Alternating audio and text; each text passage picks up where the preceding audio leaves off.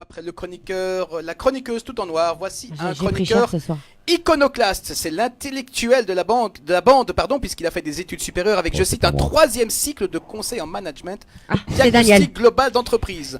Après plusieurs tours du monde professionnel, il fonde et dirige un cabinet de conseil en management, je ne comprends même pas ce que je dis, et stratégie, et ce pendant 15 ans. Coaching de, écoutez-moi bien, 350 chefs d'entreprise, de cadres de direction et de sportifs de Alors haut là, niveau. t'as déjà perdu la moitié de tes auditeurs. Eh ben, écoute, ça c'est ton CV mon coco. Il continue en c'est Israël très à être gagnant, hein. conseil stratégique tout en menant en parallèle Les une double yeux vie vides, de voilà, il a chanteur dit tout pop de suite rock, de avant. producteur et d'animateur de spectacle. Bref, soyons attentifs à ce chroniqueur iconoclaste, maître Daniel Casado. Oh, c'est gentil. Ça, c'est Ah. de l'accueil. Hein. Bravo. La présentation, on n'a pas eu la même. Hein. Ah ouais, c'est. Ah bah, on n'a On pas n'a le pas même les mêmes CV. Hein. études. Je suis impressionné. Hein. Je suis.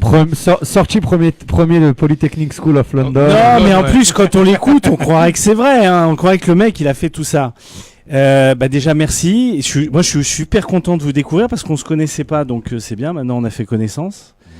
Alors, ma rubrique, ça va être une rubrique qu'on va appeler décryptage. On va essayer de prendre à chaque fois un sujet et de le traiter un petit peu dans tous les sens et d'essayer de voir un petit peu ce qui fait l'actualité, le buzz sur Internet. Et on va essayer de prendre à chaque fois des sujets un petit peu originaux aussi.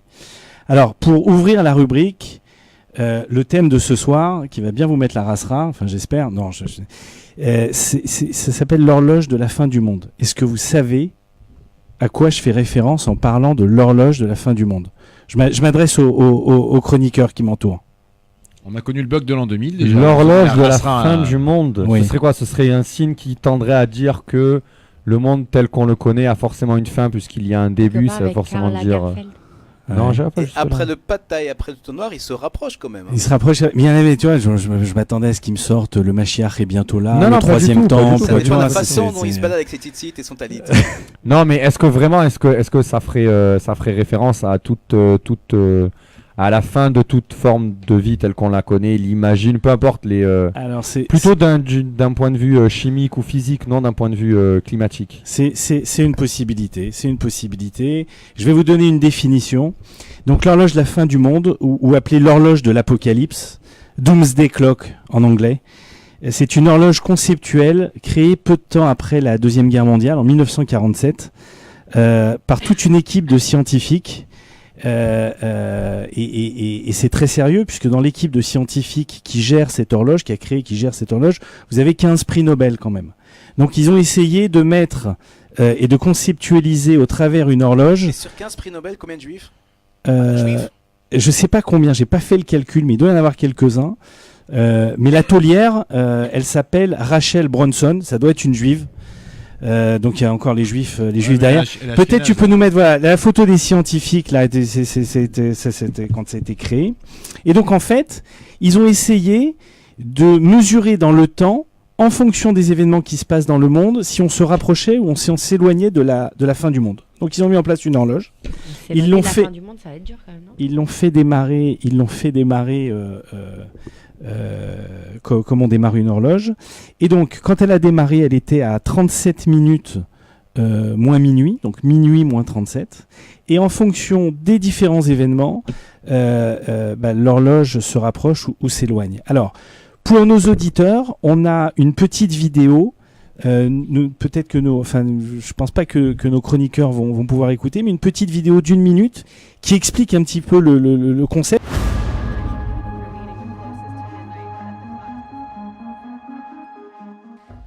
Il est minuit moins 2 avant la fin du monde et c'est stable par rapport à l'année dernière. Créée pendant la guerre froide, cette horloge symbolise les menaces qui pèsent sur l'humanité, entrée dans une période dite du nouvel anormal. We appear to be normalizing a world in which the risks of nuclear warfare and climate change unchallenged are ever more present and are not being effectively dealt with. Pour les membres du magazine scientifique qui règle cette horloge, la situation dans le monde est dangereuse. Les États-Unis, la Russie et l'Iran restent des menaces nucléaires. L'émission des gaz à effet de serre augmente et le réchauffement climatique s'accélère. Enfin, les fake news génèrent rage et division autour du monde. So we're almost like travelers on the Titanic, not seeing the iceberg up ahead, but enjoying the elegant dining and the music. L'horloge a atteint son record d'optimisme en 1991 à la fin de la guerre froide. Elle indiquait 17 minutes avant la fin du monde. L'outil, comme vous avez pu le voir, a été créé à l'origine dans le but d'alerter en pleine guerre froide sur les risques d'une guerre nucléaire totale entre les deux superpuissances en conflit, les États-Unis et l'Union soviétique. Depuis, l'aiguille de cette horloge s'est régulièrement approchée ou éloignée de minuit en fonction du contexte géopolitique mondial. Le physicien Lawrence Krauss, donc ça doit être un juif, en rappelait son utilité le 26 janvier en déclarant qu'elle offrait une rare opportunité de toucher le grand public directement.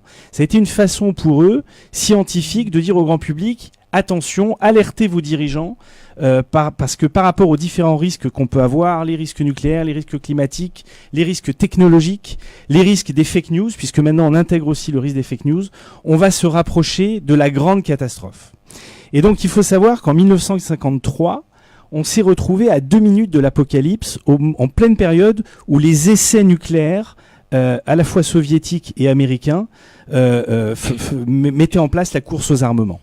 En 1991, au contraire, on est revenu à moins 17 minutes parce que le mur de Berlin était tombé, la guerre froide était finie, on est rentré dans une période, je dirais, un peu plus stable.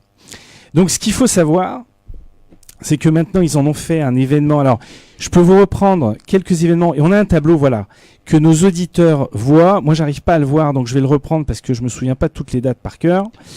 Mais vous pouvez voir que entre 47 et 2017-2018, une vingtaine de fois, l'horloge, en fonction des contextes d'actualité, a été rapprochée ou éloignée. Par exemple, en 2002, la peur des actes terroristes et du nucléaire, on était juste après donc 2001, 11 septembre 2001, janvier 2002, puisque l'horloge est remise à l'heure tous les mois de janvier de chaque année.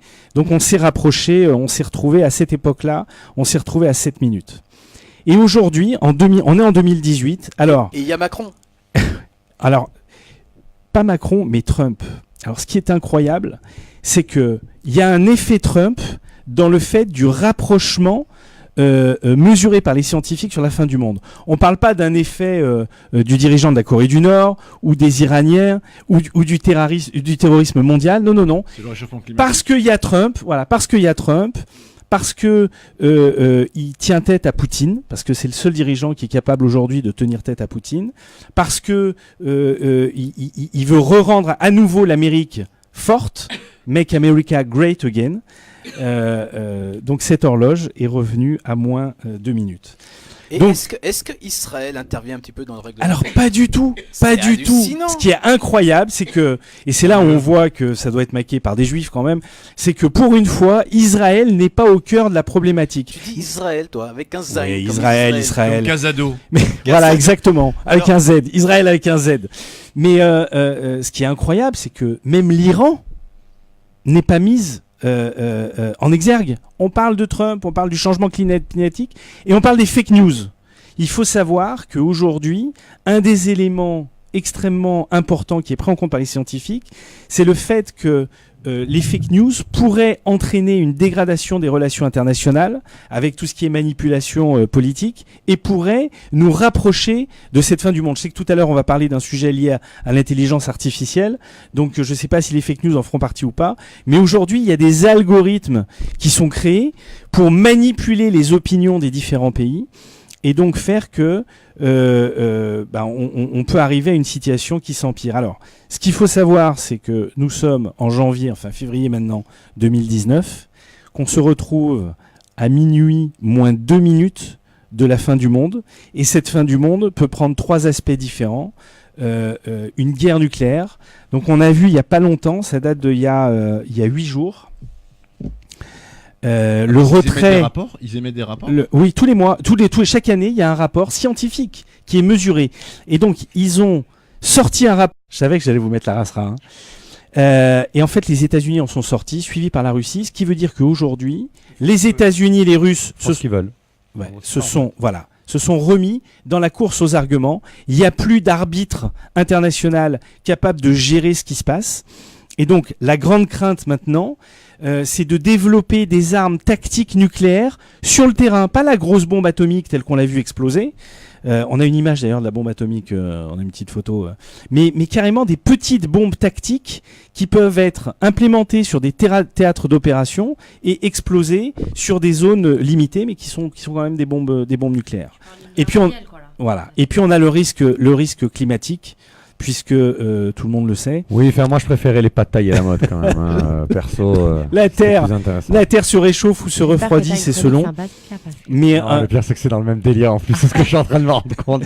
Si j'ai le temps, parce que vu l'heure, à mon avis, je pense que ça va durer 10 secondes la mienne. C'est Donc- pas sûr. Donc juste pour ma conclusion, nous avons, nous, au travers des religions, la religion catholique, la religion musulmane et la religion juive, décrit des possibilités de fin du monde. Eh bien, les scientifiques s'y sont mis. Ils ont créé une horloge de l'apocalypse avec des événements. Et ils ont essayé de mettre ça sous curseur. Et donc, voilà, j'ai trouvé intéressant de pouvoir vous parler de ce sujet. Ça existe et nous sommes à minuit, moins 2 minutes de l'apocalypse. Donc, mangez. Habillez-vous, vivez, festoyez, allez au concert, sortez, vivez. Et surtout pour les Juifs de France, pour Élie, venez en Israël. Je pense qu'on sera un peu plus en sécurité qu'ailleurs. Merci, Bravo. maître monsieur Daniel Casado.